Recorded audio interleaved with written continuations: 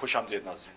नाज़रीन, वक्फे से पहले आपने देखा मैं कुछ खबरें आपको बता रहा था, कुछ हेडलाइंस जो अखबारात की, थोड़ी सी कुछ और आपको बता देता हूँ। ठीक है, सरगोदा से है। सरगोदा में बच्चों की लड़ाई का बदला केस, कत्ल के मुजरिम को सजाए मौत। अपोजिशन लीडर हूँ, सिर्फ वज़ीर आज़म को जवाब दे सकता हूँ, खुर्शीद शाह साहब। तालीम और खेल से इंतहा पसंदाना रुझानात का खात्मा मुमकिन है, शाहबाज शरीफ। खुशदार कोयटा से खबर है, कोयटा कराची कौमी शाहराह पर हादसा, 2 अफराद जाम बहक। कराची कारसाज बम धमाका, सुप्रीम कोर्ट का लार्जर बैंक तश्कील। चकवाल से खबर है, गैस लीकेज के बायस धमाका, 2 खवातीन जाम बहक। पेशावर हयाताबाद में गैस धमाका, खवातीन 2 बच्चों समेत जख्मी। गिलगित बल्तिस्तान और चित्राल में वक्फे से बर्फबारी। नाज़रीन, ये थी कुछ खबरों की हेडलाइंस जो मैंने आपको बताई। अब चलते हैं प्रोग्राम के बाकायदा आगाज़ की तरफ और अपने मेहमानों से भी आपका तारुफ कराते हैं।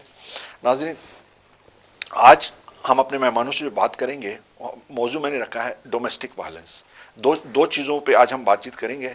पहले हम बात करेंगे डोमेस्टिक वायलेंस और उसके बाद हम बात करेंगे, अगर हमारे पास टाइम बचा तो फिर हम करेंगे इसके ऊपर जो है फोर्स मैरिजेस के ऊपर।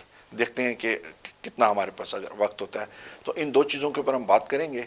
तो आज हमने स्टूडियो में दावत दी है।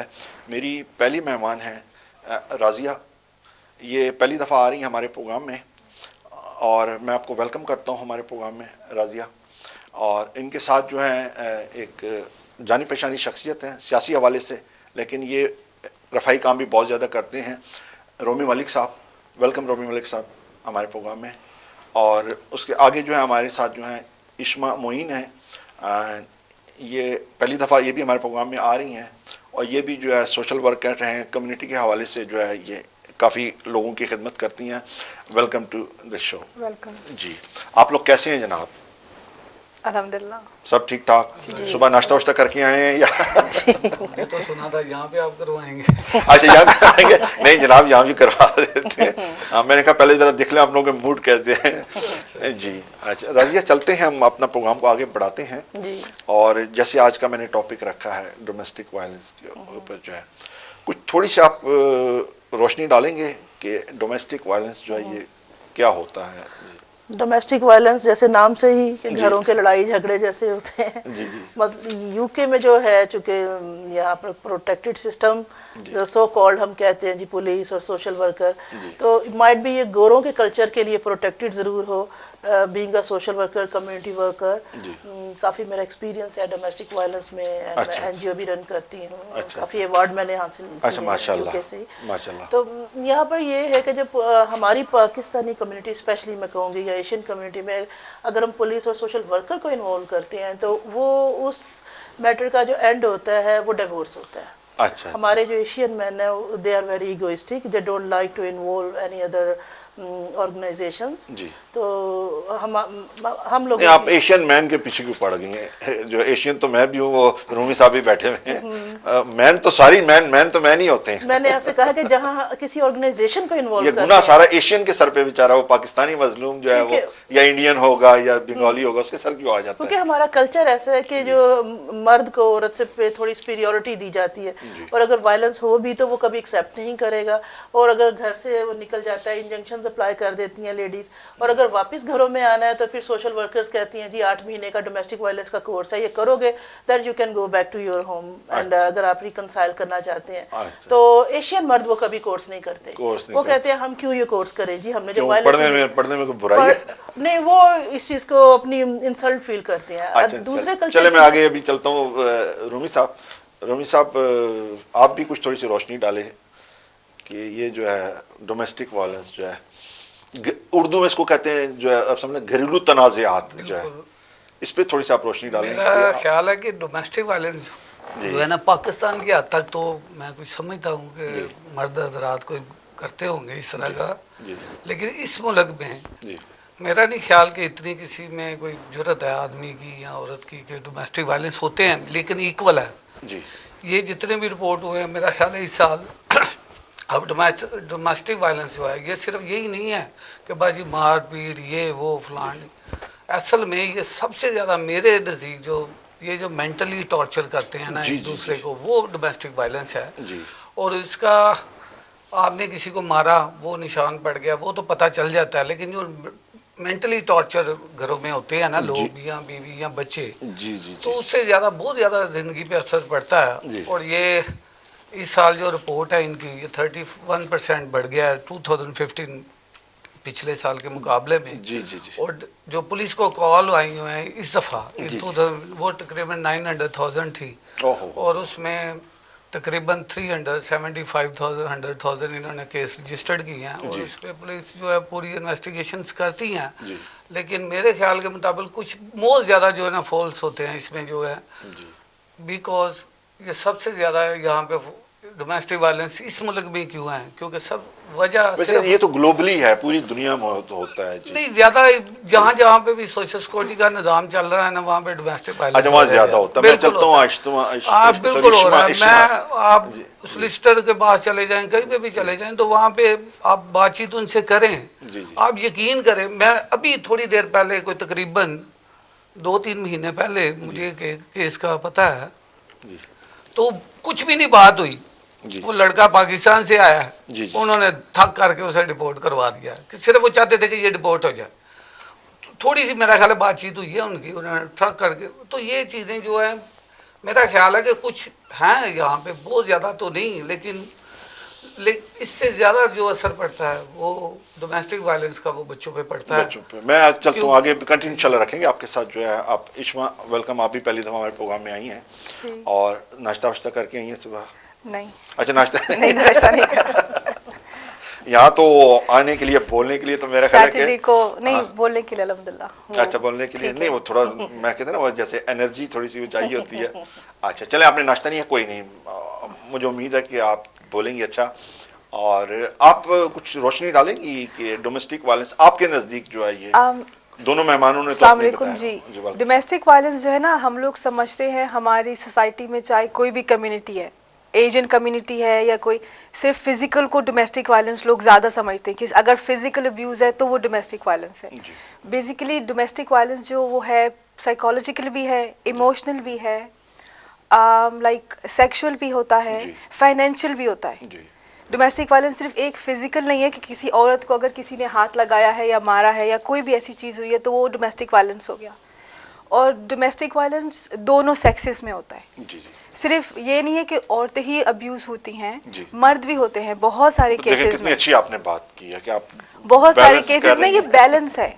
हाँ, जी। हमारे एशियंस में ज़्यादा होता है क्योंकि जारी बात है, जैसे कहा रज़िया ने कि आदमी को सुपीरियरिटी दी जाती है, आदमी को ज़्यादा सुपीरियर समझा जाता है जी फैमिलीज़ की तरफ से भी, हर चीज़, और औरत को कमज़ोर बना दिया जाता है। जी लेकिन इस यहाँ पे यूके में एज ए बहुत सारे इंग्लिश फ्रेंड्स हैं, तो वो मुझे बताती हैं कि नहीं, आदमी को भी अब्यूज़ किया जाता है बहुत वेज में। जी। थोड़ी वुमेन एम्पावर हो जाती है जी। तो वो उसको फाइनेंशियली, इमोशनली डाउनग्रेड करना शुरू कर देती है, ये भी अब्यूज़ आ जाता है। जी जी जी, बड़ी अच्छी बातें आपने की।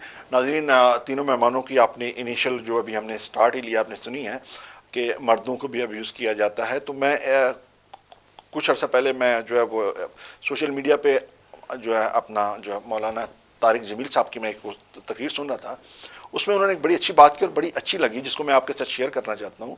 तो उन्होंने नबी पाक हज़रत मोहम्मद सल्लल्लाहु अलैहि वसल्लम का बताया। उन्होंने कहा जब भी नबी पाक सल्लल्लाहु अलैहि वसल्लम खाना खाते तो उनकी बीवी हज़रत आयशा जब उनके साथ बैठती तो वो 3 निवाले अपने हाथों से जो है वो हज़रत आयशा को खिलाते थे। तो कहने का मकसद ये है कि अगर तमाम लोग अगर नबी पाक सल्लल्लाहु अलैहि वसल्लम की सिर्फ इसी सुन्नत पे अमल कर लें कि अपने हाथों से जो अपनी बीवियों को अगर वो खाना खिला दें, तो मैं समझता हूँ कि काफ़ी हद तक ये जो वायलेंसेस हैं ये इसमें कमी भी आ सकती है। और वहाँ जहाँ घर में जो है अक्सर झगड़े खाने के मेज़ पर ही हो जाते हैं और खाने के वक्त ही हो जाते हैं लड़ाई झगड़े, तो मैं समझता हूँ कि वो वहाँ पर जो है ना एक मोहब्बत का समा पैदा हो सकता है। तो इसलिए यकीनन अगर हम इस चीज़ पे अमल करें तो वो बेहतर होगा। जी अच्छा, इसके अलावा देखते हैं कि यहाँ पर और इसकी जो है ना डोमेस्टिक वायलेंस के हवाले से, अच्छा डोमेस्टिक वायलेंस के हवाले से थोड़ी सी, क्योंकि जो हमारा प्रोग्राम है ये बेसिकली ये जो मॉर्निंग शो मैं करता हूँ इसमें मैं डिफरेंट टॉपिक्स लेके आता हूँ, अवेयरनेस के लिए लेके आता हूँ कि बहुत सारे लोगों को अगर मालूमात नहीं है तो कम से कम जो है उनको भी मालूमात हो जाएँ। तो इसमें ये कि अगर कभी आपके घर के अंदर या घर में कोई ऐसी फ़िज़ा क्रिएट हो जाए या कोई आपको अगर मारने की कोशिश करे या कुछ करे तो आप यकीनन जो है वो पुलिस को कॉल करें। उसका नंबर भी है 999। If it is an emergency or you are in immediate danger, the police take domestic violence seriously and will be able to help and protect you. तो देखें इस मुल्क में मतलब ये भी बहुत अच्छा है कि कभी भी अगर आप ये फील करें कि आप अगर खातून हैं या कोई भी आप पे अगर हमला कर रहा है या कुछ भी कर रहा है तो आपको प्रोटेक्शन मिल जाती है। तो उस डोमेस्टिक वायलेंस के हवाले से और भी मैं थोड़ा सा देख रहा था कि क्या है, what is domestic violence. Domestic violence is a pattern of abusive behaviour in any relationship that is used by one partner to gain or maintain a power and control over another intimate partner. यानी ये आप देख लें कि घर के जो दो फर्द हैं, एक मियाँ और एक बीवी जो है, उसमें यह कि अक्सर पावर का जो झगड़ा हो जाता है और वहाँ से भी जो है ये डोमेस्टिक जो वायलेंस शुरू हो जाता है कि अगर बीवी चाहती है कि कंट्रोल मेरे हाथ में हो, अगर मियाँ चाहता है कंट्रोल मेरे हाथ में हो, तो वहाँ से भी हो जाते हैं। तो मैं अब राजिया दोबारा आपकी तरफ आऊँगा और इसी हवाले से कि ये जो पावर है, ये पावर शेयरिंग होनी चाहिए या नहीं? जी, पावर शेयरिंग बिल्कुल होनी चाहिए। हमारा इस्लाम इस चीज़ की परमिशन देता है। आप सल्लम जो थे हर काम अपनी बीवियों के मशवरों के साथ किया करते थे। लेकिन हमारा चूँकि कल्चर, हम अगर पाकिस्तानी कम्युनिटी को देखें तो हम लोग हिंदू से डिवीजन है, हिंदू कल्चर से हमारी डिवीजन है जी। तो हमारा culture is near to Hinduism ना, हिंदुज़म के करीब हमारा ज़्यादा कल्चर है, इस्लाम के करीब हमारा कल्चर कम है। तो चूँकि हिंदुज़म में औरत को दबा के रखा जाता है तो वही चीज़, वही मेंटालिटी हमारे एशियन और पाकिस्तानी मर्दों में स्पेशली ये चीज़ है। तो आप क्या समझते हैं कि जो बाकी जो इस्लामी ममालिक हैं वहाँ पर औरतों को जी, दबा के नहीं रखा जाता? वहाँ अरब ममालिक में तो अरब वो तो ममालिक में जी कहते हैं 12 पता नहीं शादियाँ उन्होंने की भी होती शादियाँ करना देखें गलत बात इसलिए नहीं है कि औरत को प्रोटेक्शन मिल जाती है जी। कि अगर वो 4 शादियां भी करती हैं तो वो प्रॉपर औरत अपने नाम पे घर लगवाती है, अपने फाइनेंशियल राइट्स वो लेती है और उसके बाद वो कहती है तुम जिससे मर्जी शादी करो कि मेरी लाइफ सिक्योर है तुम्हारे साथ। बहुत अच्छी बात की यही आपने, बहुत अच्छी बात की आपने। नाज़रीन ने बड़ी अच्छी बात की कि वो अरब ममालिक पे जिन पे बाज़ औक़ात हम क्रिटिसाइज भी करते हैं कि जी उन्होंने इतनी शादियां की होती हैं, तो राजिया ने बड़ी अच्छी बात की कि वो औरत को वो उसका ज़रूर वो हक ज़रूर देते हैं, उसको घर भी देते हैं, उसको फाइनेंशियल सिक्योरिटी दे दी, कम्युनिटी में उसकी सिक्योरिटी, उसकी रिस्पेक्ट है उसकी कम्युनिटी में। तो मेरा ख्याल है कि ये बेटर देन है कि आप एक औरत को बस गर्लफ्रेंड बना के रखें और उसके ऊपर टॉर्चर वायलेंस भी करें। इस्लाम ने औरत को रिस्पेक्ट दी है। तो थोड़ा सा मैं ये कहूँगी कि हमारे मर्दों को की मेंटालिटी को कैसे चेंज करना है, क्योंकि मैं एक एनजीओ रन करती हूँ। मैं इश्मा की तरफ जाता हूँ, मेंटालिटी कैसे चेंज होगी इश्मा जी मर्दों की? इसी को मैं आगे कंटिन्यू करता हूँ। ये थोड़ा सा एक एजुकेशन फैक्टर भी आ जाता है। हाँ जी।